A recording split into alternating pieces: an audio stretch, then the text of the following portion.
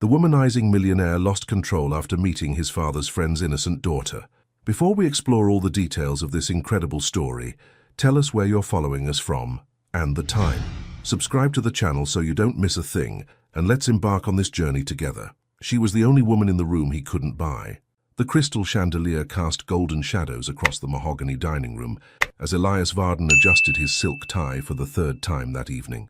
At 34, he had mastered the art of appearing effortlessly perfect. Italian leather shoes that cost more than most people's monthly salary, a tailored navy suit that hugged his athletic frame, and that practiced smile that had opened bedroom doors from Manhattan to Miami. Tonight was supposed to be just another tedious business dinner. His father, Harrison Varden, had insisted on hosting their oldest business partner and his family at the estate. Networking, the old man had called it, though Elias suspected it was more about showing off their renovated dining room and vintage wine collection. Elias checked his Rolex, a nervous habit he'd developed during board meetings. The guests would arrive any moment, and he was already planning his escape route. Maybe he'd slip away after the main course, call up Brianna, or was it Bethany, the blonde model from last week's yacht party. They were all starting to blur together anyway. The heavy oak door creaked open, and his father appeared, his silver hair perfectly styled despite his 72 years. "They're here," Harrison announced, his voice carrying that commanding tone that had built empires. "And Elias, I want you on your best behavior tonight. Thaddeus Pierce has been my partner for over 20 years. His family deserves our respect." "Of course, Dad," Elias replied, slipping his phone into his jacket pocket. "When am I not respectful?" Harrison raised an eyebrow but said nothing. They both knew the answer to that question. As they walked toward the foyer, Elias mentally prepared himself for another evening of forced conversations and polite lies. He'd shake hands with Mr. Pierce, a man he'd met countless times at company functions but never really noticed. He'd compliment Mrs. Pierce on her dress, make small talk about the weather, and count the minutes until he could retreat to his penthouse in the city. But as they reached the marble foyer, something shifted in the air. She entered like morning light breaking through storm clouds, quietly, without fanfare, yet impossible to ignore. The pale blue dress she wore wasn't designer. Elias could tell by the simple cut and modest neckline. Her dark, curly hair was pulled back in a loose bun, with a few rebellious strands framing her heart-shaped face. She wasn't wearing the kind of jewelry that usually caught his attention. No diamonds, no gold, just small pearl earrings that seemed to glow against her smooth, dark skin. What stopped him cold wasn't her beauty, though she was undeniably beautiful. It was the way she carried herself. While every other woman he knew entered a room like they owned it, she stepped inside like she was grateful to be invited.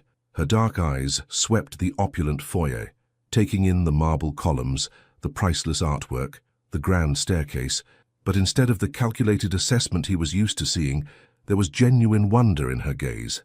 "Elias," his father's voice seemed to come from somewhere far away, "I'd like you to meet Thaddeus Pierce and his family." The older man stepped forward, tall, lean, with work-roughened hands and kind eyes. "Mr. Varden, thank you for having us in your beautiful home."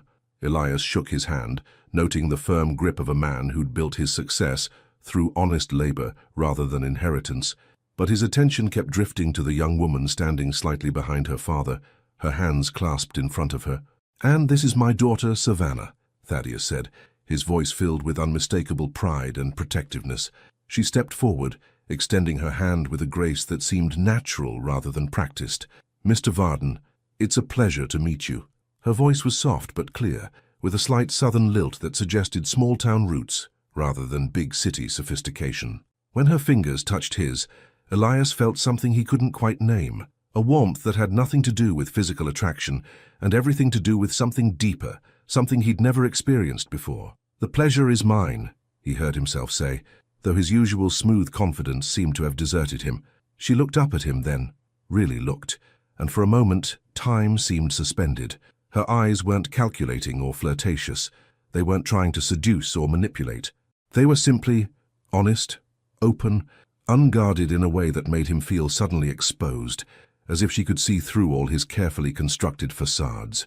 Then she smiled, not the practiced, seductive smile he was accustomed to, but something genuine and warm, and looked away, her cheeks coloring slightly.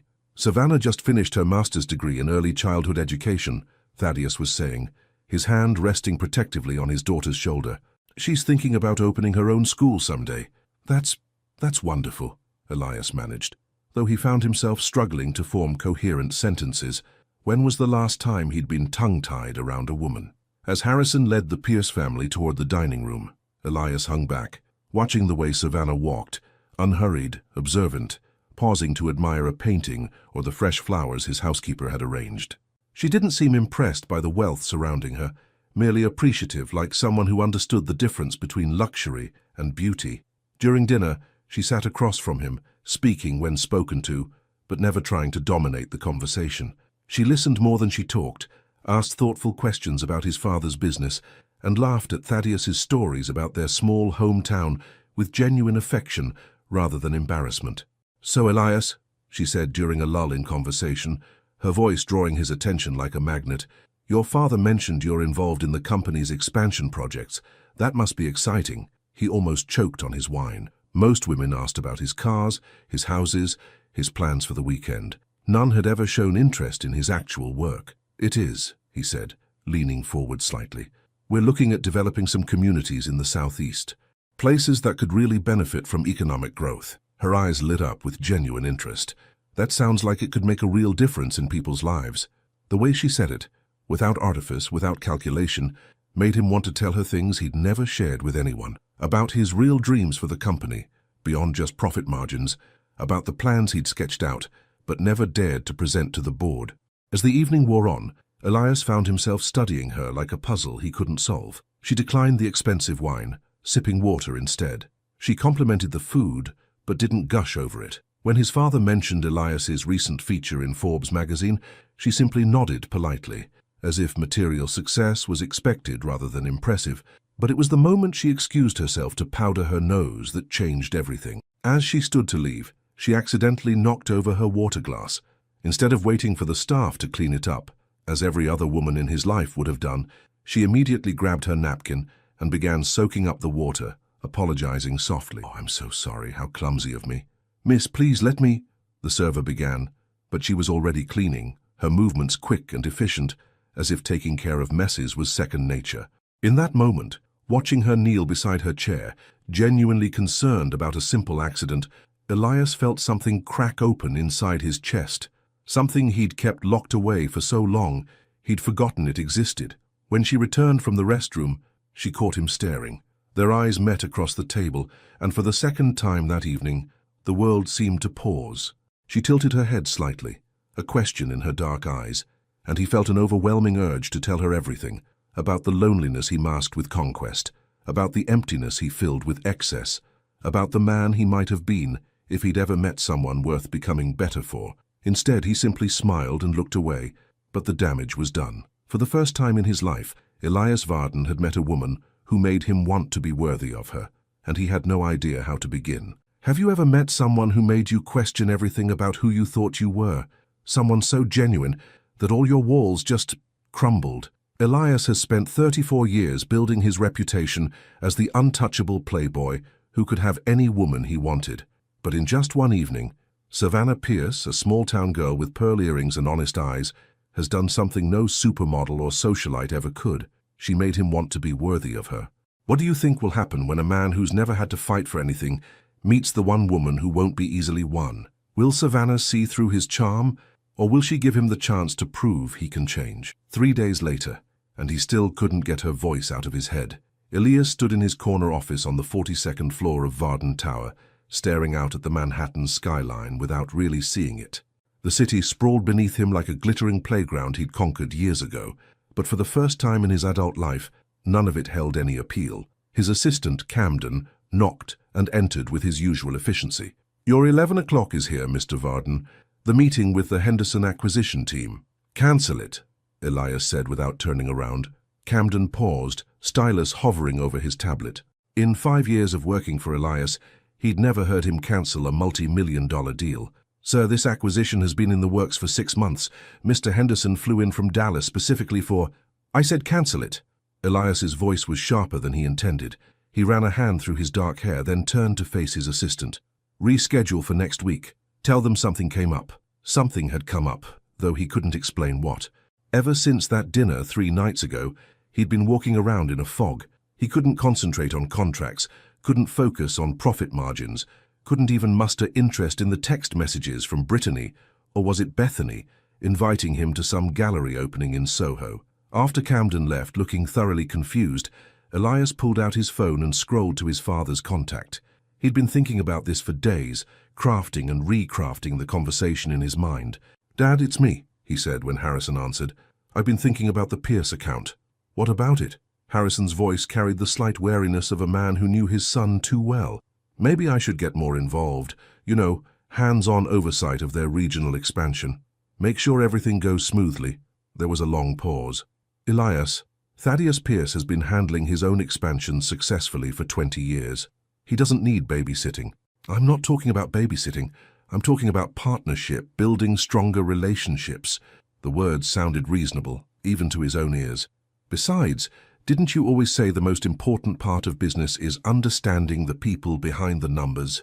Another pause, longer this time. "This wouldn't have anything to do with his daughter, would it?" Elias felt heat rise in his chest. "I don't know what you mean." "Son, I've watched you charm your way through half the eligible women in Manhattan, but I saw how you looked at that girl the other night, like she was the first woman you'd ever seen."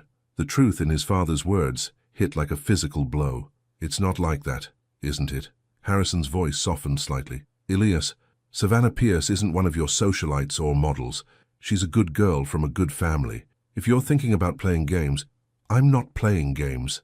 The words came out more forcefully than he'd intended, surprising them both. The silence stretched between them until Harrison finally spoke. "Thaddeus mentioned she's been helping out at the Riverside Community Center while she's in town. Something about a reading program for underprivileged kids." Elias's pulse quickened. "The Riverside Center? We donated to them last year." "We did." Harrison's tone carried a warning.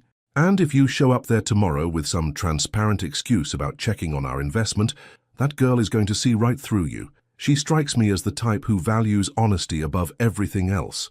After hanging up, Elias paced his office like a caged animal. His father was right. Showing up at the community center would be obvious, desperate even, but the alternative was waiting for another family dinner, another business meeting, another chance encounter that might never come. He'd built his reputation on taking what he wanted, without hesitation, but for the first time in his life, he was terrified of making the wrong move. That evening, instead of hitting his usual haunts, the exclusive clubs, the rooftop bars, the private parties, Elias found himself driving through Queens. He told himself he was just exploring, just getting a feel for the neighborhoods his company might develop. But when he found himself parked across from a small diner called Maggie's Kitchen, watching through the window as families shared simple meals, he finally admitted the truth. He was looking for her. The next morning, he stood in front of his walk-in closet, staring at rows of designer suits and Italian silk ties. Everything looked wrong, too expensive, too polished, too much like the man he'd always been, and not enough like the man he wanted to become. Finally, he selected dark jeans, a simple white button-down, and leather boots that had actually been worn before. Looking in the mirror, he barely recognized himself, but for the first time in years, he looked real. The Riverside Community Center occupied a converted school building in a neighborhood that gentrification hadn't yet discovered. The brick facade was weathered but well-maintained, with colorful murals painted by local artists, and a small garden where elderly volunteers tended to vegetables and flowers. Elias sat in his car for 10 minutes, engine running, hands gripping the steering wheel. He'd negotiated billion-dollar deals with heads of state, but walking into a community center to see a 22-year-old woman felt like the most terrifying thing he'd ever attempted. Through the front windows, he could see children running around, their laughter spilling out onto the street, and then he saw her. Savannah was sitting cross-legged on a colorful rug, surrounded by kids who couldn't have been more than 6 or 7 years old. She held a picture book in her hands, her voice animated as she brought the story to life. Even from the distance, he could see how the children hung on her every word, their faces tilted up toward her like flowers following the sun. She was wearing jeans and a soft yellow sweater, her hair falling in loose curls around her shoulders. There was something so natural about the scene, so effortlessly beautiful, that Elias felt his chest tighten with an emotion he couldn't name. A little boy with gap-toothed grin crawled closer to her, resting his head against her knee as she read. Without missing a beat in her storytelling, she gently stroked his hair, and the gesture was so tender, so instinctive, that Elias felt something fundamental shift inside him. This wasn't the woman from the dinner party. Polite, reserved, careful. This was Savannah in her element, surrounded by the work she loved, with children who clearly adored her. This was who she really was, when she thought no one was watching. And suddenly, all his carefully planned approaches, all his strategies and techniques, felt foolish and inadequate. How could he compete with this? How could his world of boardrooms and bank accounts possibly interest someone who found such joy in reading stories to children? He was about to start the car and drive away when she looked up. Their eyes met through the window, and the story died on her lips. The children followed her gaze, turning to see what had captured their teacher's attention. For a moment that felt like eternity. They simply stared at each other across the distance. Him in his expensive car, her on the floor surrounded by books and building blocks and the simple magic of childhood. Then one of the children tugged on her sweater, demanding her attention, and the spell was broken. But as she turned back to the book, Elias saw something in her expression that made his heart race. She hadn't looked surprised to see him. She'd looked hopeful. And in that moment, Elias Varden realized he wasn't just pursuing a woman anymore. He was chasing the possibility of becoming the man she might actually want. "You're not very good at being subtle, are you?" Elias froze halfway out of his car, one foot still on the pavement, the other inside the vehicle as if his body couldn't decide between advancing or retreating. Savannah stood on the community center steps, arms crossed but not defensively, more like she was trying to keep herself warm in the October breeze. "I'm sorry, I didn't mean to," he started, but she held up a hand. "Disturb my reading session." "You didn't." The kids loved having an audience. Her lips curved into the slightest smile. "Though I'm pretty sure Mrs. Chen from the front desk is about to call security if you keep sitting out here staring at the building." Heat flooded his cheeks. When was the last time he'd blushed? "I wasn't staring at the building." "No," she said quietly, her dark eyes meeting his. "You weren't." The honesty in her voice stopped him cold. No games, no pretense, just acknowledgement of what they both knew was happening. It should have made things easier, but somehow it made everything infinitely more complicated. "Would you like to come in?" she asked, gesturing toward the building. "The kids have art time next, but I have a few minutes."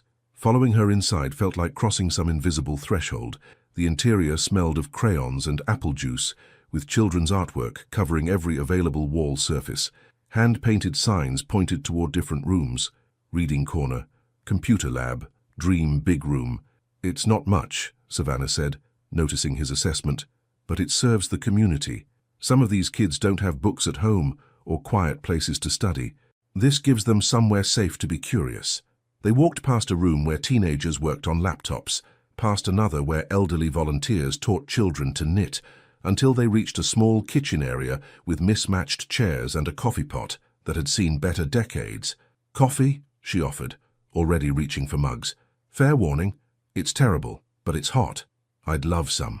He accepted the chipped ceramic mug gratefully, wrapping his fingers around its warmth. The coffee was indeed terrible, but somehow that made it perfect.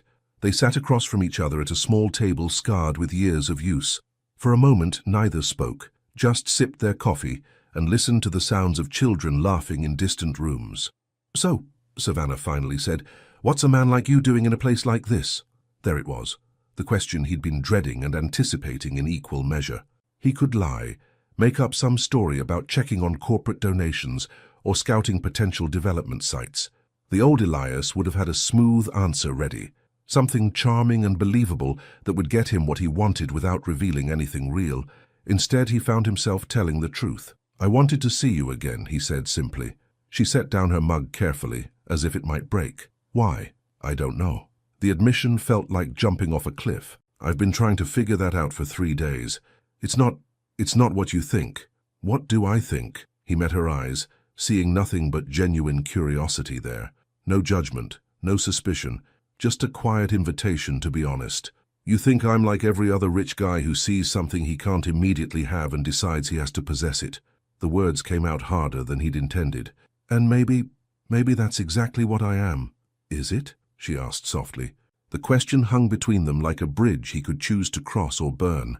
Everything in his experience told him to deflect, to turn on the charm, to say what she wanted to hear. But something in her eyes, that same openness he'd noticed at dinner, made him want to try something he'd never attempted before: complete honesty.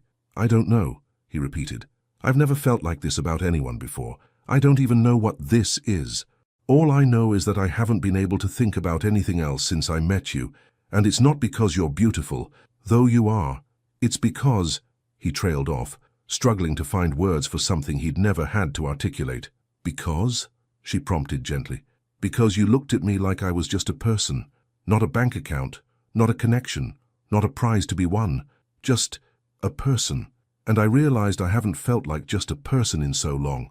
I'd forgotten what it was like." Savannah was quiet for a long moment, her fingers tracing the rim of her mug. When she finally spoke, her voice was barely above a whisper. "Do you want to know what I was thinking that night at dinner?" He nodded, not trusting his voice. "I was thinking that you looked lonely. Not bored, not arrogant. Lonely. Like you were surrounded by people but didn't really know any of them." She lifted her eyes to his. "And I wondered if maybe you were tired of being whoever everyone expects you to be." The accuracy of her observation hit him like a physical blow. She'd seen through everything. The designer clothes, the practiced smile, the carefully constructed image, and recognized something he'd been hiding, even from himself. "I'm tired," he admitted. "I'm exhausted by it." "Then why do you keep doing it?" "Because it's all I know. Because it's what's expected. Because—" He paused, then pushed forward into even deeper honesty. "Because I'm terrified that if I stop being what everyone expects, there might not be anything real underneath." Savannah reached across the table then, her fingers covering his. Her touch was warm, gentle, completely without agenda. "There is," she said with quiet certainty. "I can see it." "What can you see?" "Someone who cares more than he pretends to.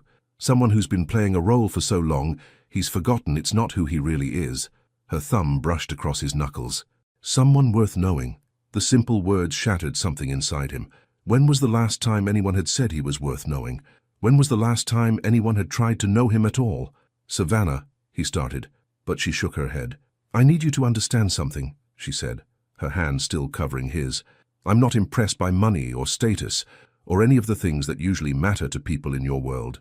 If you want to spend time with me, it has to be because you actually want to know who I am, not because you want to add me to some collection." "It's not like that," he said quickly.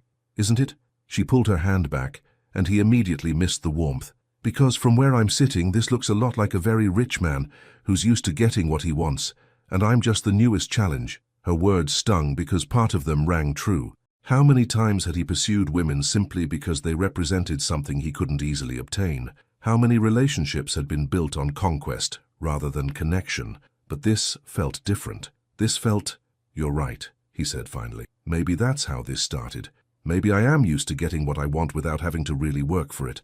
But sitting here with you, drinking terrible coffee, and talking about things I've never said out loud, this isn't about winning anything. This is about finding something I didn't even know I was looking for." She studied his face for a long moment, as if trying to read the truth written there. "What are you looking for, Elias?"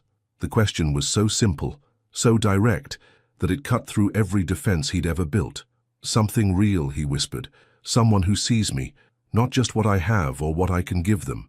Someone who makes me want to be better than I am. And you think I'm that someone?" "I think," he said carefully, "that you're the first person who's ever made me hope I could be." Outside, a child's laughter echoed through the October afternoon, but inside that small kitchen, two people sat in the fragile, terrifying space between strangers and something more, both afraid to hope, but unable to stop themselves from trying. 2 weeks later, and he was still there. Savannah glanced up from the stack of children's drawings she was organizing to see Elias through the community center window, unloading boxes from the back of a pickup truck. Not his usual sleek BMW or the Porsche she'd spotted him driving downtown, an actual pickup truck with mud on the tires and a small dent in the rear bumper. It was his 4th visit this week. The first time he'd shown up with a donation of new books for the reading program, not a corporate check mailed from his office, but actual books he'd personally selected and purchased. When she'd asked him about it, he'd shrugged and said he'd noticed some of the older books were falling apart. The second time he'd arrived during lunch hour and ended up helping in the kitchen, awkwardly attempting to serve mac and cheese to a line of hungry kids. Mrs. Chen had laughed until she cried watching him try to figure out the industrial-sized serving spoons. The third time, he'd simply sat in the back during story time, listening to her read Charlotte's Web to a group of 8-year-olds. When little Marcus had asked if the rich man was going to stay for snack time, Elias had looked so surprised by the casual acceptance that Savannah had felt something crack open in her chest. And now here he was again, carrying boxes of what looked like art supplies toward the front entrance. "He's back," announced Keisha, the center's program coordinator, sliding up beside Savannah with a knowing grin. "That's 4 times in 2 weeks. Either he's planning to relocate his entire business here, or someone's got it bad." "He's just being generous," Savannah replied, but even she could hear how unconvincing it sounded. "Honey, I've been running this place for 12 years. Rich folks donate money. They don't show up personally to serve lunch and read stories. That man's not here for tax deductions." Before Savannah could respond, the front door opened and Elias appeared, carrying 2 large boxes marked Art Supplies, Crayola. He'd traded his usual designer attire for jeans and a simple gray sweater, but somehow he still managed to look like he'd stepped out of a magazine. Their eyes met across the lobby, and that now familiar flutter started in her stomach. 2 weeks of stolen conversations over terrible coffee, of watching him fumble through volunteer tasks with endearing determination, of catching him in unguarded moments when he forgot to be anything other than genuine, and she was no closer to understanding what was happening between them. "More supplies?" she asked, walking over to help. "The art teacher mentioned they were running low on crayons and construction paper," he said, setting the boxes down carefully. "I may have gotten a little carried away at the store." "A little?" She peered into one of the boxes and laughed, despite herself. There were enough art supplies to stock a small school. "Elias, this is too much." "Is it?" His voice was soft, uncertain in a way that made her look up at him. "I'm still figuring out how to do this." "Do what?" "Be useful. Be good. Be someone worth—" He stopped himself, but she heard the unfinished words anyway. "Be someone worth caring about." The vulnerability in his admission made her chest tight. Over the past 2 weeks, she'd watched him struggle with tasks that came naturally to others, interacting with children who didn't care about his net worth, performing mundane chores that served no purpose beyond helping, existing in a space where his usual advantages meant nothing, and slowly, carefully, she'd begun to see glimpses of who he might be beneath all the armor. "Mr. Elias!" The excited shriek came from Marcus, the 7-year-old who'd developed an obvious case of hero worship. The little boy came running across the lobby and launched himself at Elias with complete confidence that he'd be caught. Elias caught him, swinging him up with the natural ease that had surprised everyone, including himself. "Hey there, buddy. Ready for art class? Are you going to stay and draw with us?" Marcus asked hopefully. "I'm making a picture of my mom, but I can't get her smile right." Savannah watched as something soft crossed Elias's features. "I'd love to help, but I'm not very good at drawing." "That's okay," Marcus said with the matter-of-fact wisdom of childhood. "Miss Savannah says it's not about being good, it's about trying." The look Elias sent her over Marcus's head was so full of gratitude and something deeper that she had to look away. An hour later, she found them in the art room, Elias sitting cross-legged on the floor, completely absorbed in helping Marcus add details to his drawing. His expensive sweater was already decorated with crayon marks and what looked like glue, but he didn't seem to notice. "See, you have to make the smile lines go up," Marcus was explaining with serious concentration, "and then you add little crinkles by the eyes, because that's what happens when people are really happy. Like this." Elias adjusted his crayon strokes, his large hands surprisingly gentle with the small art supplies. "Perfect. She looks really happy now." Savannah leaned against the doorframe, watching as the man who commanded boardrooms and closed million-dollar deals received drawing lessons from a 7-year-old. The sight was so incongruous, so genuinely sweet, that she felt tears prick the corners of her eyes. This wasn't the calculated charm she'd been prepared for. This wasn't manipulation or strategy. This was just a man who'd never learned how to be around children, trying his best because a little boy needed help drawing his mother's smile. After art class, when the children had been picked up and the center was beginning to close for the day, Savannah found Elias in the kitchen, washing crayon-stained hands at the industrial sink. "You didn't have to stay so late," she said, moving to stand beside him. "I wanted to." He dried his hands on a paper towel, then turned to face her. "Marcus showed me the picture he's been working on. It's for his mom. She's in the hospital right now." Savannah's heart clenched. She knew about Marcus's mother, about the family's struggles with medical bills and the uncertainty that came with a parent's serious illness. "The nurses let him visit after school," she said quietly. "He brings her a new drawing every day. He asked if I thought it would make her feel better." Elias's voice was rough around the edges. A 7-year-old worried about making his sick mother happy, and he's asking me, someone who's never had to worry about anything real in his entire life, for advice. What did you tell him? That his love was the best medicine she could get. That even if she was too tired to smile on the outside, seeing his pictures would make her smile on the inside. He met her eyes. Was that okay? I don't know how to talk to kids about serious things. The fact that he'd asked, that he genuinely cared about giving Marcus the right words, made something warm and dangerous unfurl in her chest. That was perfect, she whispered. They stood there in the empty kitchen, surrounded by the day's remnants, crumb-covered tables, abandoned juice boxes, crayon shavings scattered across the floor. It should have been mundane, even depressing. Instead, it felt sacred somehow. "Savannah," Elias said softly, "I know you have reasons to doubt my motives. I know my reputation precedes me, and not in a good way, but these past 2 weeks, like being here with these kids with you, it's the most real I've felt in years." She wanted to respond, but the words caught in her throat. "I'm not asking you to trust me," he continued. "I'm just asking you to let me keep trying to be someone worthy of your trust." The sincerity in his voice, the way he looked at her like she held something precious he was afraid to hope for, made her defenses waver. "Elias, I know I have a lot to prove," he said quickly, as if afraid she was about to reject him. "I know I've lived my whole life in ways that probably make you want to run in the opposite direction, but I swear to you, what I feel for you, it's not a game, it's not conquest, it's—" He trailed off, struggling with words. "It's what?" she asked breathlessly. "It's the first time I've ever wanted to be better than I am."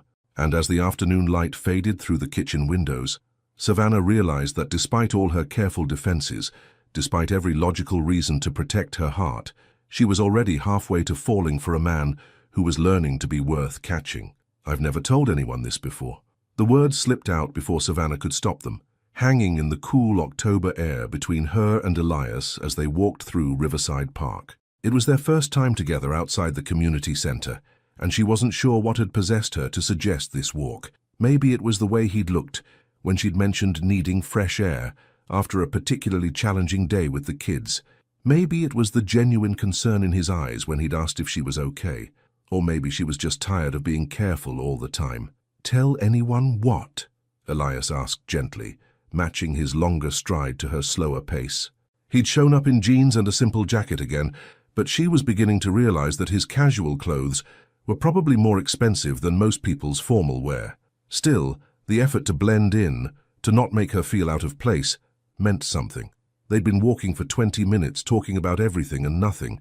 The changing leaves, Marcus's improvement in reading, the new volunteer who'd accidentally mixed salt into the kids' hot chocolate. Safe topics, comfortable topics. But something about the golden afternoon light and the way he listened, really listened, like her words mattered more than anything else in the world, had lowered her defenses.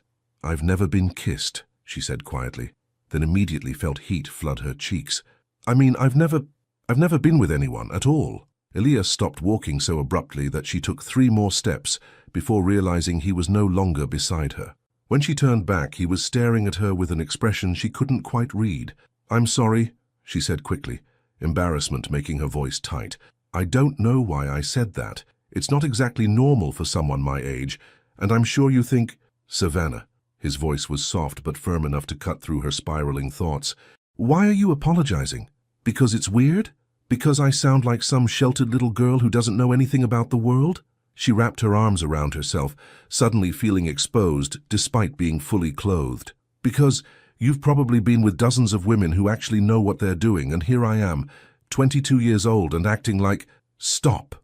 He stepped closer, close enough that she could smell his cologne, something warm and understated that probably cost more than her monthly grocery budget. "Please, just stop." The gentleness in his voice made her look up at him, and what she saw in his dark eyes made her breath catch. "You think there's something wrong with you for waiting?" he said, not quite a question. She nodded, not trusting her voice. "And you think I'm going to judge you for it?" Another nod. Elias was quiet for a long moment, his gaze searching her face. Around them, the park continued its lazy afternoon rhythm, joggers passing by, children playing on distant swings, elderly couples sharing benches and memories. But in their small bubble of space, everything felt suspended. "Can I tell you something?" he asked finally. She nodded again. "In all my years of dating, relationships, whatever you want to call them, I've never met anyone who chose to wait because they were looking for something real. Most people I know, myself included, treated intimacy like another transaction, something to get or give without much thought about what it meant. He paused, running a hand through his hair in what she was beginning to recognize as a nervous gesture. The fact that you've been intentional about it, that you've been waiting for someone who deserves that gift, that doesn't make you weird or sheltered. That makes you brave. Brave, the word came out as barely more than a whisper. It takes courage to hold out for what you really want when everyone around you is settling for less. His voice was rough with sincerity. It takes strength to protect something precious when the world tells you it doesn't matter. Tears pricked at the corners of her eyes. She'd spent years feeling like something was wrong with her, like she was missing some essential part of the human experience. Her friends from college had all moved through relationships with casual ease, while she'd stood on the sidelines, too afraid of getting her heart broken to even try. My father always said I should wait for someone who saw me as more than just a conquest, she said softly. Someone who would value what I was offering, not just take it because it was available. Your father sounds like a wise man. He was protecting me, I think, from men like... She trailed off, realizing what she'd almost said. From men like me, Elias finished quietly. She looked up at him, seeing pain flicker across his features. I didn't mean... Yes, you did. And you were right too. He turned slightly, gazing out across the park. I've been exactly the kind of man your father was warning you about. I've taken intimacy without giving anything real in return. I've treated relationships like business deals, temporary arrangements with clear exit strategies. The honesty in his admission made her chest ache. But, he continued, turning back to face her, I've never wanted to be different until now. I've never met someone who made me want to earn something instead of just taking it. Elias, I'm not asking for anything, he said quickly. I'm not trying to rush you or pressure you or convince you that I'm suddenly some different person.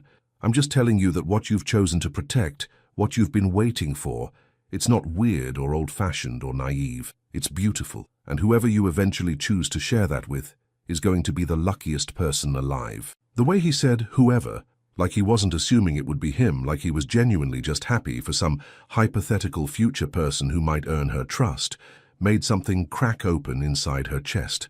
They started walking again, the silence between them comfortable now rather than awkward. As they rounded a bend in the path, they came upon a small pond where an elderly couple sat feeding ducks from a park bench. 57 years, the woman was saying to the man, her voice carrying on the breeze, and you still save me the last piece of bread. Always will, Margaret, the man replied, pressing a kiss to her weathered hand. Always will. Savannah and Elias slowed their pace, both drawn to the simple intimacy of the moment. There was something so pure about it. Two people who'd chosen each other over and over again through decades of ordinary days and extraordinary challenges. That's what I want, Savannah said softly, the words escaping before she could think better of them. What? That. What they have. Someone who still chooses me after seeing all my flaws, all my ordinary moments, all the ways I'm not perfect. She glanced at him sideways. Someone who saves me the last piece of bread. Elias was quiet for so long that she wondered if she'd said something wrong, but when she looked at him, his expression was so tender, it made her breath catch. You deserve that, he said finally. You deserve someone who sees you as a gift, not a conquest. Someone who protects what you're offering instead of just taking it. The way he was looking at her, like she was something precious and fragile and worth protecting, made her feel brave in a way she'd never experienced before. What if, she said carefully, her heart hammering against her ribs, what if I think you might be that someone? He stopped walking again, turning to face her fully. Savannah, I'm scared, she admitted, the words tumbling out in a rush. I'm terrified that this is all too good to be true, that you'll get bored with me when you realize I don't know how to be sophisticated or exciting or any of the things the women in your world probably are. But I'm also scared that if I don't try, if I don't take this chance, I'll regret it for the rest of my life. You could never bore me, he said fiercely. You're the most interesting person I've ever met. You make me want to be better, do better, live better. You make me want to deserve you. Maybe, she said, taking a step closer to him, we can figure out how to deserve each other. And as the October sun began to set behind them, painting the sky in shades of gold and pink, Elias Varden realized that for the first time in his life, he was holding something infinitely more valuable than money. He was holding someone's trust, someone's hope, someone's carefully guarded heart. And he would die before he let himself break it. This changes everything." The words whispered against her lips as Elias pulled back from their first kiss, his forehead resting against hers in the doorway of her small apartment. 3 weeks had passed since their walk in the park, 3 weeks of stolen moments and careful conversations, of him picking her up after her volunteer shifts and driving her home through the quiet streets of Queens. Tonight had been different. Tonight he'd asked if he could walk her to her door, instead of just watching from the car until she was safely inside. Tonight, when she'd turned to say goodnight, something in the air between them had shifted, become electric and inevitable. And when he'd cupped her face in his hands and asked, "Can I kiss you?" in a voice rough with barely contained longing, she'd simply nodded and let her eyes fall closed. The kiss had been everything she'd imagined and nothing like she'd expected. Gentle at first, tentative, as if he was afraid she might disappear. But when she'd responded, when her hands had fisted in his jacket and pulled him closer, something had ignited between them. Something that made her understand finally why people wrote songs about moments like this. Savannah. He breathed her name like a prayer, his thumbs tracing the curve of her cheekbones. "I've never felt anything like this." "Neither have I," she whispered back, and saw something flicker in his dark eyes. Possession, maybe, or pride, or something deeper that made her pulse race.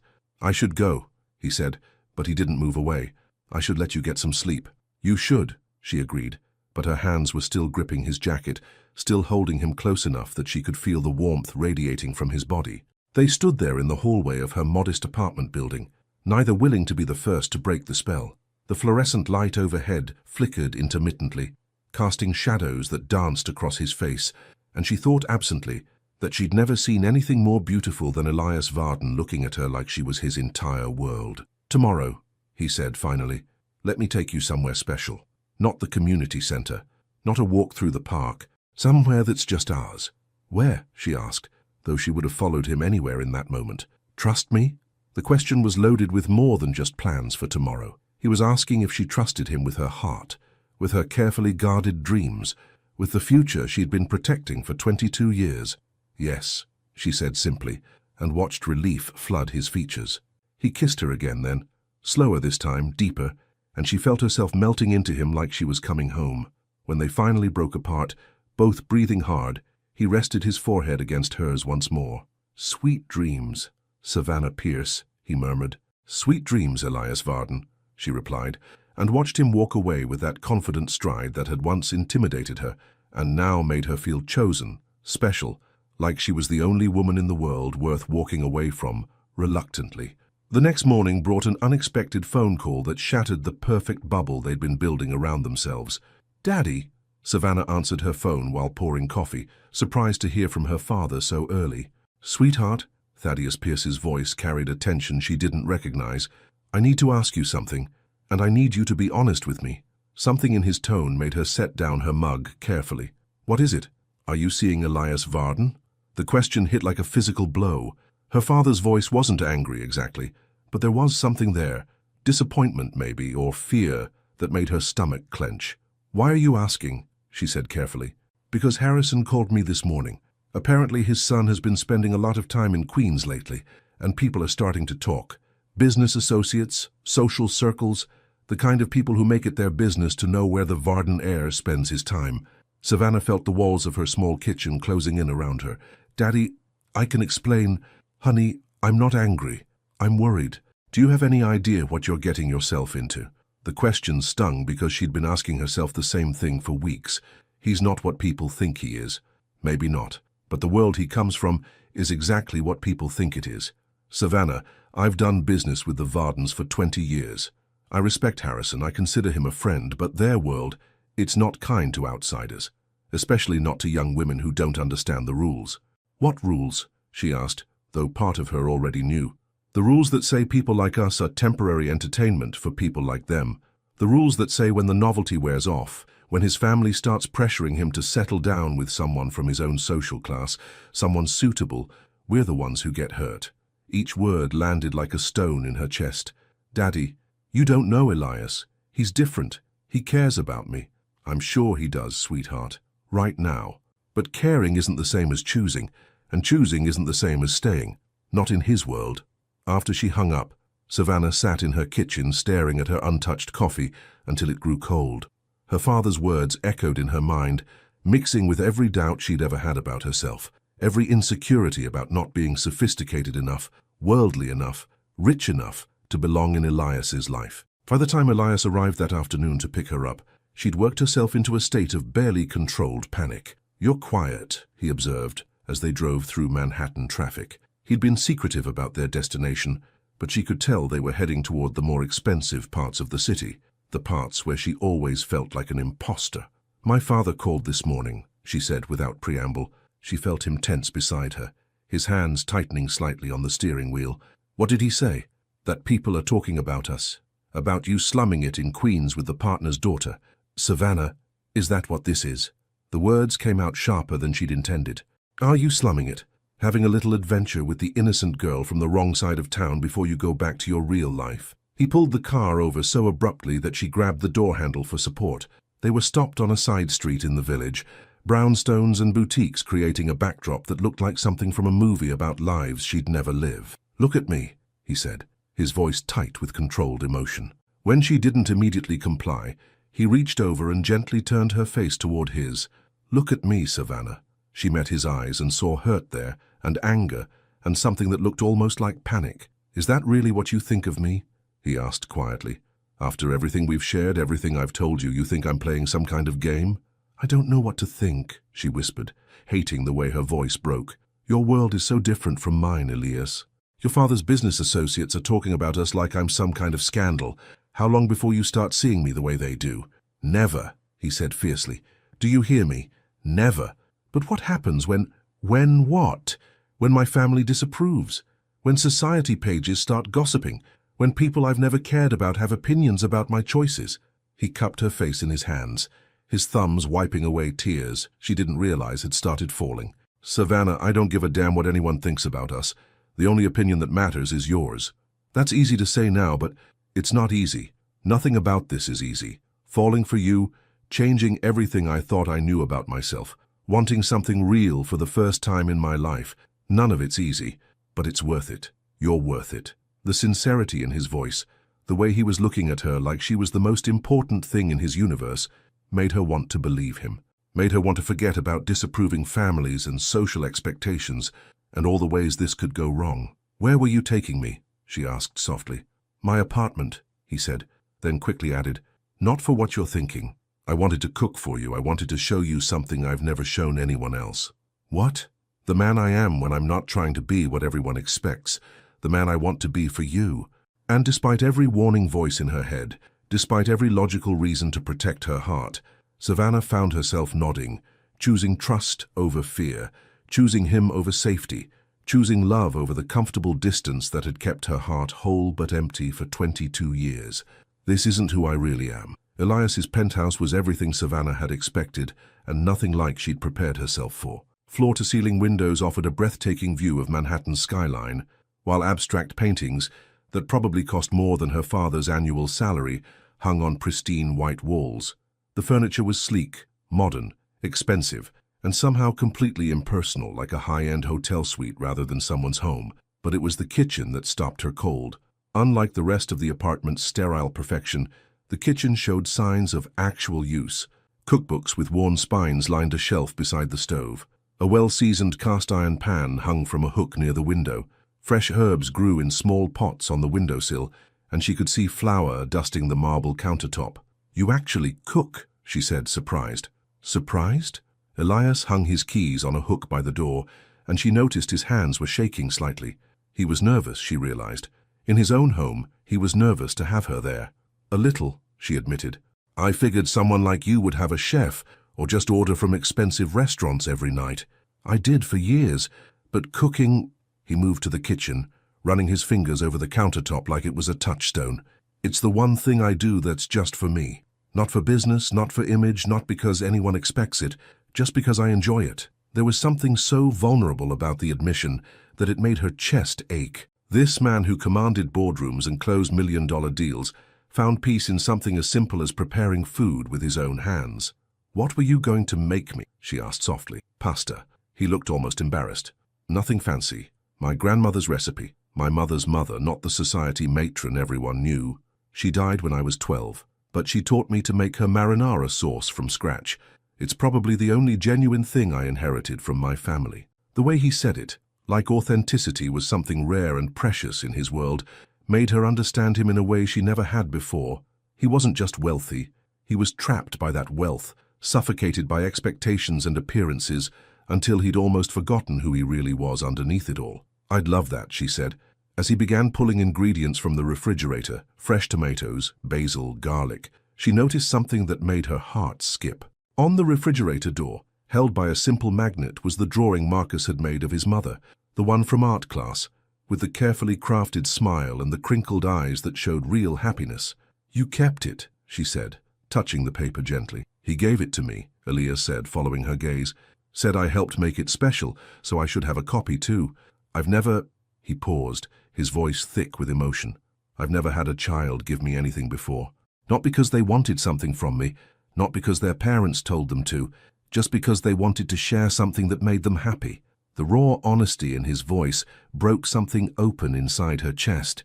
This man who had everything money could buy treasured a crayon drawing from a 7-year-old more than any of his expensive possessions.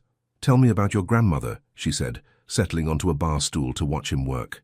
As he began chopping garlic with practiced precision, Elias started talking about Sunday dinners in a tiny kitchen in Brooklyn before his family's fortune grew, about learning to knead dough standing on a step stool beside a woman who spoke broken English but perfect love, about how his grandmother had died just as his father's business began to really take off, taking with her the last person who saw him as just Elias instead of the Varden heir. "She used to say that food made with love tastes different," he said, adding olive oil to a pan with a practiced flick of his wrist, "that you could tell when someone cooked just to nourish versus when they cooked to show off. She sounds wonderful.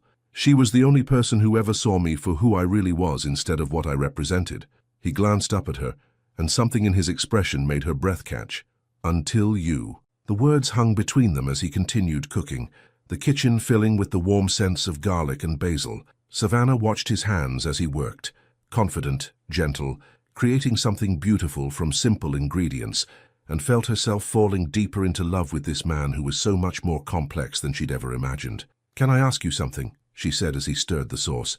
"When you were with other women, the models, the socialites, did you ever bring them here?" His hand stilled on the wooden spoon. "Yes," he said quietly. The admission stung, even though she'd known it was coming. "But," he continued, turning to face her fully, "I never cooked for them.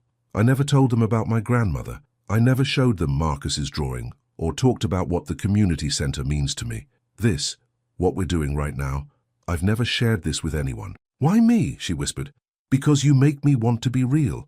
Because when you look at me, I don't see calculation or agenda or someone trying to figure out what I'm worth.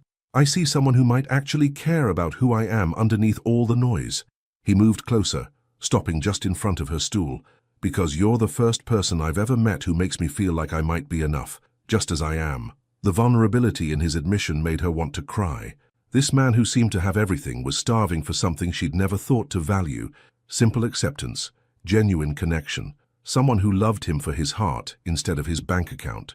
"Elias," she said softly, reaching out to touch his face, "you are enough. You've always been enough." He leaned into her touch like a man dying of thirst. "I'm so afraid you're going to realize you deserve better than someone who spent 34 years being shallow and selfish. And I'm afraid you're going to realize you could have anyone in the world, someone sophisticated and glamorous who actually belongs in places like this." They looked at each other across the kitchen island, both of them afraid, both of them hoping, both of them balanced on the knife's edge between safety and love. "What if we're both wrong?" he said finally. "What if we're exactly what each other needs?" Before she could answer, his phone rang. The sound cut through the intimate atmosphere like a blade, and she saw him glance at the screen with a frown. "It's my father," he said, conflict clear in his voice. "Answer it," she said, though something cold was settling in her stomach. "Elias, we need to talk." Harrison Varden's voice was loud enough that she could hear it from across the kitchen. "About your recent activities." "I'm busy right now, Dad." "I'm sure you are. But this can't wait. I've been getting calls all day, from board members, from business associates, from people who matter to this company's reputation. Apparently, you've been seen around town with Thaddeus Pierce's daughter." Savannah felt the blood drain from her face. She started to get up to give him privacy, but Elias caught her hand, holding her in place. What I do in my personal time isn't anyone's business, Elias said, his voice carefully controlled. It is when it affects the company, when it affects our family's standing in the community. Son, I like Thaddeus, and I'm sure his daughter is a lovely girl, but you have to understand how this looks. How does it look, Dad? Like you're having a midlife crisis at 34. Like you're rebelling against your responsibilities by playing house with someone completely inappropriate. The word inappropriate hit Savannah like a slap. She tried to pull her hand away, but Elias tightened his grip, his eyes never leaving her face. She's not inappropriate, Elias said, his voice dangerously quiet. She's perfect. Perfect for what? A fling? A walk on the wild side? Elias, be realistic.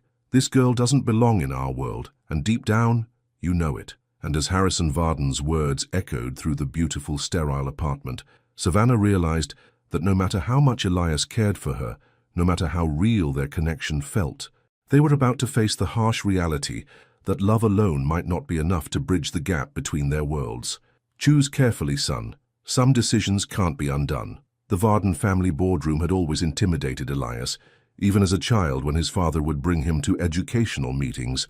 The massive mahogany table, the oil paintings of long-dead Varden patriarchs staring down from gilded frames, the windows that looked out over Manhattan like a kingdom to be conquered, it was all designed to remind anyone who entered exactly who held the power. Today, facing his father across that imposing table, Elias felt 8 years old again. But then he thought of Savannah, of how she'd looked when his father's words had hit her like physical blows, and suddenly he felt every inch of his 34 years.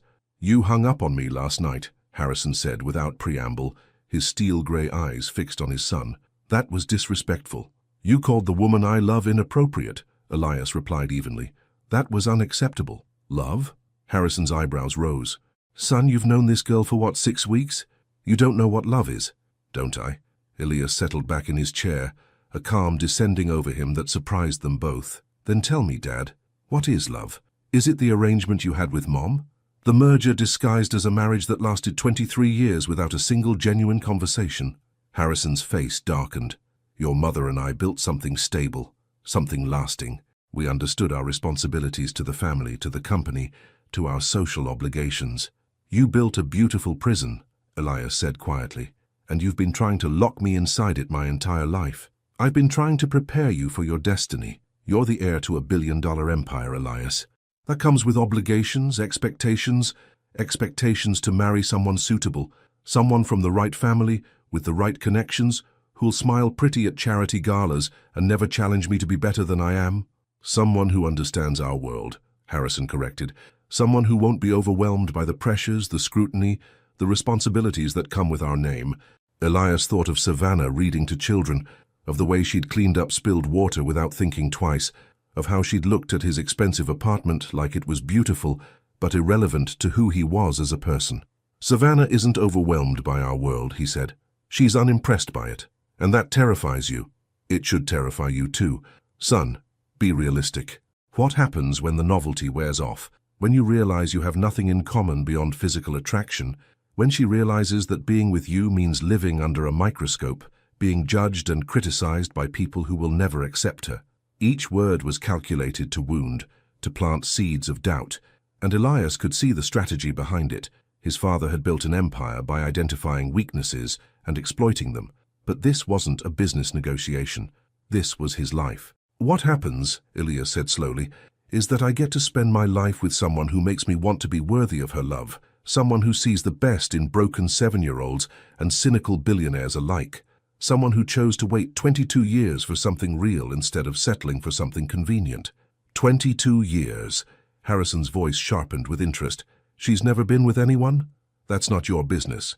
It is if you're thinking of making this permanent." "Elias, think about what you're saying. An inexperienced girl from a middle-class family, someone who has no idea how to navigate our social circles or support your career." "Stop!" The word came out like a whip crack, silencing Harrison mid-sentence. "Stop talking about her like she's a business acquisition you're evaluating. Stop reducing the woman I love to a list of assets and liabilities." "Then you tell me," Harrison said, leaning forward. "What does she bring to this relationship besides sentiment? How does she advance your position, support your ambitions, strengthen the Varden name?" "She makes me happy," Elias said simply. For the first time in my life, I wake up excited about the day ahead, instead of just going through the motions. She makes me want to use our money and influence for something meaningful, instead of just accumulating more of both. She makes me feel like I'm enough just as I am, not because of what I own or what I can buy. Happiness fades, Harrison said dismissively. Compatibility matters more than passion in the long run. You're right, Elias agreed, surprising his father. Compatibility does matter, but not the kind you're talking about. I'm compatible with someone who challenges me to be better, someone who values kindness over connections, substance over status, someone who would rather read to children than attend another meaningless charity gala. And what about children? Harrison's voice took on a calculating edge. Have you thought about that? About raising the next generation of Vardens with someone who doesn't understand their heritage, their responsibilities? For the first time in the conversation, Elias smiled. I've thought about it constantly, about having kids who grow up knowing that wealth is a tool, not a trophy, about raising children who understand that their worth isn't tied to their bank account, about giving them what I never had, parents who love each other genuinely, not just conveniently. Harrison was quiet for a long moment, studying his son's face. When he spoke again, his voice was softer but somehow more dangerous. I had hoped you'd outgrow this phase on your own, he said, but I can see you're more serious than I realized. Dead serious. Then let me be equally clear. If you continue this relationship, if you insist on making a spectacle of yourself with this girl, there will be consequences. What kind of consequences? The board has been questioning your judgment lately, your sudden interest in community work, your absence from important social functions, your general disregard for the image expected of someone in your position. Harrison's voice was cold now, businesslike. If you marry beneath your class, if you embarrass this family publicly, they might decide you're not suited for leadership after all. The threat hung in the air between them like a blade. Elias felt something cold settle in his chest, not fear exactly, but a crystalline clarity about what was really at stake. Are you saying you'd remove me as heir? I'm saying the board might make that decision for me. And if they did, if you found yourself cut off from the family fortune, how long do you think your little love story would last? How would Miss Pierce feel about choosing love over security when security meant never having to worry about paying rent or buying groceries? The cruelty of the suggestion, that Savannah would abandon him if he lost his money, made Elias's jaw clench. But beneath the anger was something else, a growing certainty about what really mattered. You want to know the difference between you and me, Dad? Elias stood slowly, straightening his tie with deliberate calm. You think money is what makes people stay. I've learned that it's usually what makes them leave. Meaning Savannah has never asked me for anything. Not dinner at expensive restaurants, not jewelry, not access to my social circle. She doesn't want my money. She wants me. And if I lost every penny tomorrow, I know she'd still choose me over any other man in the world. You're gambling everything on a fantasy, Harrison said, but there was something almost desperate in his voice now. I'm choosing love over fear, Elias corrected. Something you never had the courage to do. He moved toward the door, then paused with his hand on the handle. I'm going to ask her to marry me, he said without turning around. And when she says yes, and she will say yes because we love each other in a way you've never understood, I hope you'll find a way to be happy for us. But if you can't, if you choose your precious image over your son's happiness, then you'll have to live with that choice. Elias, I spent 34 years being the son you wanted instead of the man I was meant to be, Elias said, finally turning back to face him. I won't spend the rest of my life making that same mistake. And as he walked out of the boardroom, leaving his father speechless behind the mahogany table, Elias Varden realized he'd just drawn a line in the sand that would change everything, and for the first time in his life, he was completely at peace with the consequences. I have something to ask you, and I need you to know that your answer changes everything. The rooftop garden of Elias's building was a hidden oasis 30 floors above the chaos of Manhattan. String lights twinkled between carefully tended plants, and the city sparkled beyond the glass barriers like a field of fallen stars. He'd spent all afternoon up here, pacing among the roses and herbs, rehearsing words that seemed inadequate for everything he was feeling. When the elevator opened and Savannah stepped out, wearing the simple blue dress she'd worn to their first meeting, his heart stopped completely. This is beautiful, she said softly, taking in the garden, the candles he'd lit, the small table set for two with takeout containers from their favorite diner in Queens. You did all this? I wanted it to be perfect, he said, his voice rougher than intended. I wanted to give you something beautiful that was just ours. She moved closer, and he could see concern in her dark eyes. Elias, what's wrong? You sounded strange on the phone, and you look like you haven't slept. He hadn't slept. After the confrontation with his father, he'd spent the night walking the streets of Manhattan, thinking about everything he was about to risk, everything he was willing to lose for the woman standing in front of him. I had a meeting with my father yesterday, he said carefully. Her face went pale. About us, about our future, about the fact that I'm in love with you, and I don't care who approves or disapproves. Elias, let me finish, he said gently, taking her hands in his. Please, I need to say this. She nodded, but he could see the fear building in her eyes. My father thinks you're inappropriate for me. He thinks our relationship is a phase, a rebellion, something I'll outgrow when I remember my responsibilities to the family business and our social standing. Each word was a knife twist, and he watched them land on her like physical blows. He's wrong, Elias continued, his voice growing stronger, about all of it. What I feel for you isn't a phase. It's the first real thing I've ever experienced. You're not inappropriate, you're perfect. And if loving you is rebellion, then I want to be a rebel for the rest of my life. But your family, your business, will survive without me if they have to. But I won't survive without you. The words hung between them in the candlelit air, heavy with meaning and possibility, and the kind of risk that either destroys everything or transforms it completely. Savannah, he said, dropping to one knee right there among the rooftop roses, pulling out a ring that wasn't the massive diamond his world would expect, but a simple, perfect solitaire that caught the city lights like captured starshine. I know this is fast. I know we're from different worlds. I know there are 1,000 reasons why this might not work. Tears were streaming down her face now, her hands pressed to her mouth as if she could hold back the sob building in her chest. But I also know that I've never been happier than I am with you. I've never been more myself than when I'm making you laugh, or reading stories to kids at the community center, or just sitting in terrible diner coffee shops talking about our dreams. His voice broke slightly. I love you, Savannah Pierce. Not because you're beautiful, though you are. Not because you're kind, though you are.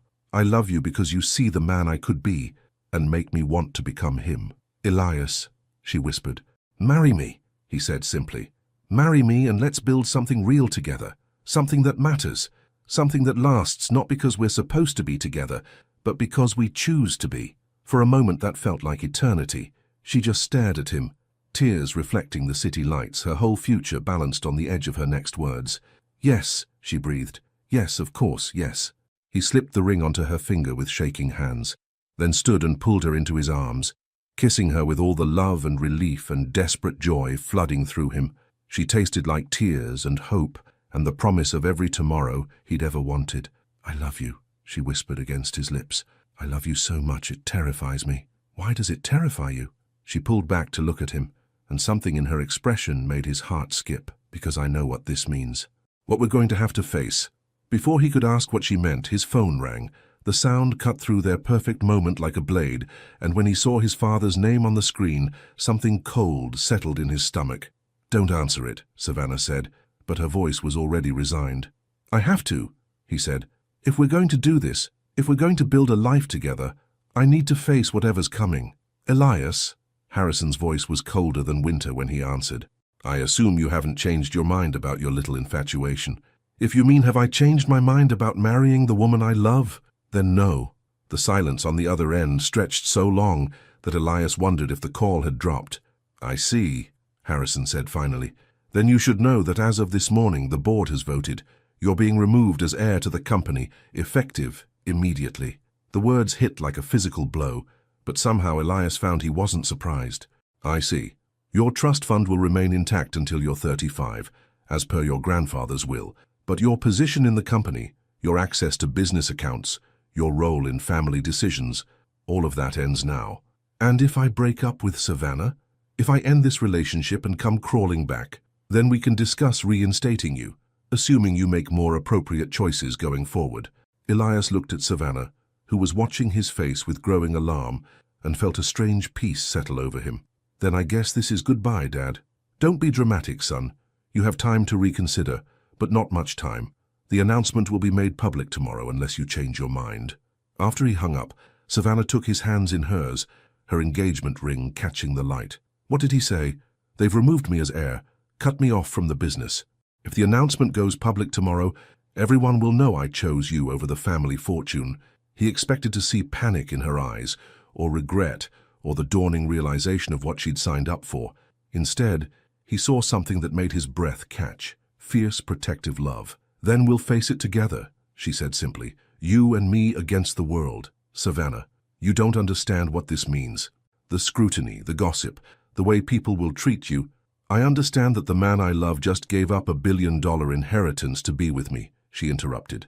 I understand that you chose us over everything else, and I understand that if our love can survive that kind of sacrifice, it can survive anything. But even as she said the words, even as she held him close under the starlit sky, Savannah felt something dark and frightened uncurling in her chest. Because tomorrow, when the news broke, when the whole world knew that Elias Varden had been disowned for love, they would both discover exactly what that love was really worth. And in the distance, like thunder before a storm, she could already hear the sound of their perfect world beginning to crumble. Sometimes loving someone means letting them go. The headlines were everywhere. Varden heir disowned for love. Billionaire's son loses fortune over mystery woman. The fall of a dynasty. Elias Varden's shocking choice.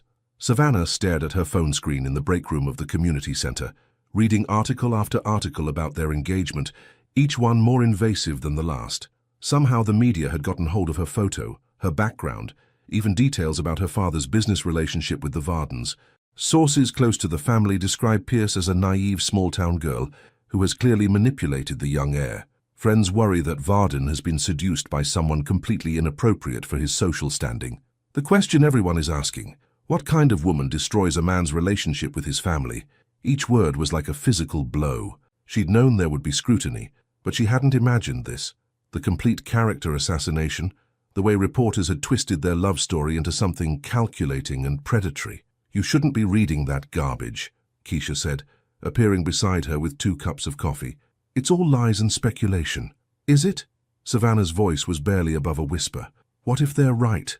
What if I am destroying his life? That man chose you, Keisha said firmly. Nobody forced him to give up his inheritance. He made that choice because you're worth more to him than all their money. But even as her friend spoke, Savannah could feel doubt creeping in like poison. The past 3 days had been a nightmare of constant media attention. Photographers camped outside her apartment, reporters calling the community center pretending to be interested in volunteer opportunities just to get quotes about her. And through it all, Elias had been trying to shield her, fielding calls from lawyers and PR specialists, his jaw tight with the strain of watching the woman he loved being torn apart in public. The breaking point came that afternoon. Savannah was reading to the children when she noticed Marcus sitting apart from the group, his usual bright smile replaced by confusion and sadness. During snack time, she pulled him aside. Hey, buddy, you seem upset today. What's wrong? Marcus looked up at her with 7-year-old eyes that held too much worry. Miss Savannah, are you really a bad person like they said on TV? The question hit her like a sledgehammer. What did they say on TV, sweetheart? My mom was watching the news and they showed your picture. They said you were trying to steal Mr. Elias's money and that you were making his family sad. His small voice broke slightly. But you're not bad. You read to us and you help with my drawings, and you never ask for money. Savannah knelt down to his level, her heart breaking. Marcus, listen to me. Sometimes grown-ups say things that aren't true because they don't understand. You know who I really am, right? He nodded, but she could see the seeds of doubt that had been planted by adult cruelty. That evening, when Elias arrived to pick her up, she could see the toll the past few days had taken on him. His usually perfect appearance was rumpled. There were dark circles under his eyes and his hands shook slightly as he helped her into his car. We need to talk, she said quietly. He nodded, driving them to the small park where they'd had their first real conversation. As they sat on a bench overlooking the pond, where the elderly couple had fed ducks just weeks ago, Savannah felt like she was looking at the remnants of a different life. I can't do this anymore, Elias. The words fell between them like stones, and she watched his face go completely still. Can't do what? This. Us. I can't watch you lose everything because of me. I can't have 7-year-olds asking me if I'm a bad person because the news says I'm destroying your life. Tears were streaming down her face now, but her voice remained steady. I can't be the reason you're cut off from your family. Savannah, we talked about this. We knew it would be hard. Hard? She turned to face him fully and he flinched at the pain in her eyes. Elias, they're calling me a gold digger. They're saying I seduced you to get access to your money. They're camped outside the community center, disrupting the kids' programs, all because I fell in love with you. The media attention will die down. Will it? Or will this follow us forever? Will our children someday have to defend their mother against accusations that she trapped their father? She twisted the engagement ring on her finger, the diamond catching the last light of sunset. Will you wake up in 5 years or 10 and wonder if maybe they were right? Maybe you could have done better. Never, he said fiercely, reaching for her hands. Savannah, I love you. None of the rest matters. It does matter, she whispered. Your father called me today. Elias went rigid. What did he say? He offered me money. A lot of money. Enough to pay for my graduate school, to help my father expand his business, to set me up for life. She met his eyes, and the devastation she saw there nearly broke her resolve. All I had to do was break up with you and disappear. Please tell me you didn't. I told him I'd rather live in poverty with you than in luxury without you. Fresh tears spilled over. But then I started thinking, what if he's right? What if I'm being selfish? What if loving you means letting you go back to your real life? This is my real life, Elias said desperately. You're my real life. Everything before you was just existing. But look what it's cost you, your family, your business, your future. My future is with you. Is it? The question hung between them like a challenge. Because right now all I see is a man who's given up everything and gotten nothing but heartache in return. They sat in silence as darkness fell around them, both of them crying, both of them holding onto each other like drowning people clinging to driftwood. What are you saying? Elias finally whispered. Savannah looked at him, really looked at him, memorizing every detail of his face, storing up this moment before everything changed forever. I'm saying I love you too much to let you sacrifice everything for me. I'm saying you deserve better than a woman who brings chaos into your life. I'm saying... Her voice broke completely. I'm saying goodbye. She slipped the ring off her finger and pressed it into his palm, closing his fingers around it even as he tried to pull away. Savannah, please, we can fight this together. We can... No, she said, standing up and stepping back before she lost her courage. We can't. 'Cause every day we fight this, every day you choose me over them, you lose a little more of yourself, and I won't be the reason the man I love becomes someone he doesn't recognize. So that's it? His voice was raw with anguish. You're just going to walk away? Give up on us because it's hard?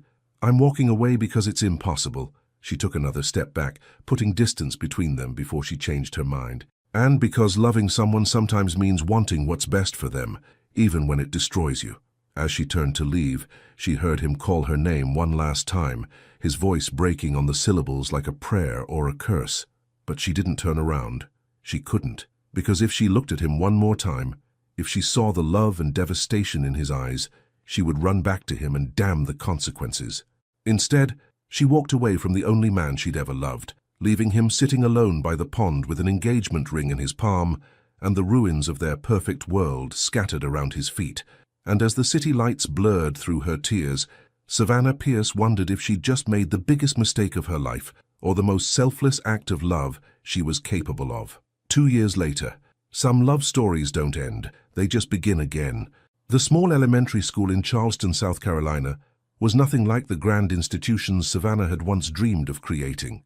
It occupied a converted Victorian house with creaky floors and windows that stuck, but every room was filled with laughter, colorful artwork, and the kind of genuine learning that money couldn't buy. Savannah stood in her classroom, watching her first-grade students work on their reading comprehension, and felt something she hadn't experienced in 2 years.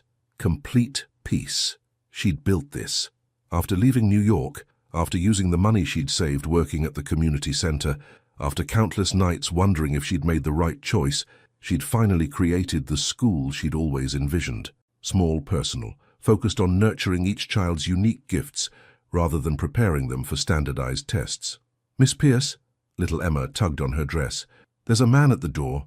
Savannah looked up from the book she was helping Timothy sound out, expecting to see a parent or perhaps the maintenance worker who'd promised to fix the stubborn window in the art room. Instead, she saw him. Elias stood in her doorway looking nothing like the polished businessman she remembered. His hair was longer, slightly mussed from what looked like a long drive.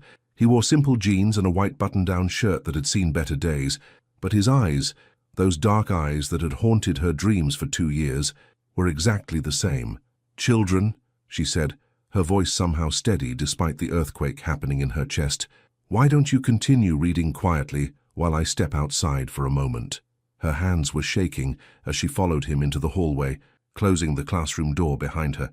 They stood there for a long moment, just looking at each other, the weight of 2 years and all their unspoken words hanging between them. "You found me?" she whispered finally. "It took a while," he said, his voice rougher than she remembered. "You're very good at disappearing." "I had to." The words came out broken. "Elias, what are you doing here?" Instead of answering immediately, he looked around the small school at the children's artwork covering the walls, the mismatched furniture that somehow created perfect learning spaces, the windows that let in golden South Carolina sunshine. "You did it," he said softly. "You built your school. It's not much. It's everything." He turned back to her, and she saw something in his expression that made her breath catch. "It's exactly what you said you wanted. A place where kids can just be kids, where learning happens through love instead of pressure." "Elias, we can't." She was struggling to form coherent thoughts with him standing so close, looking at her like she was everything he'd been searching for. "I know what you're thinking," he said gently.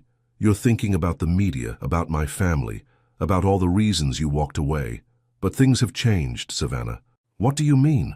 He reached into his jacket and pulled out a newspaper, not one of the gossip rags that had torn them apart, but a respectable business journal. The headline read, "Varden Industries announces new leadership as Harrison Varden steps down." "Your father retired?"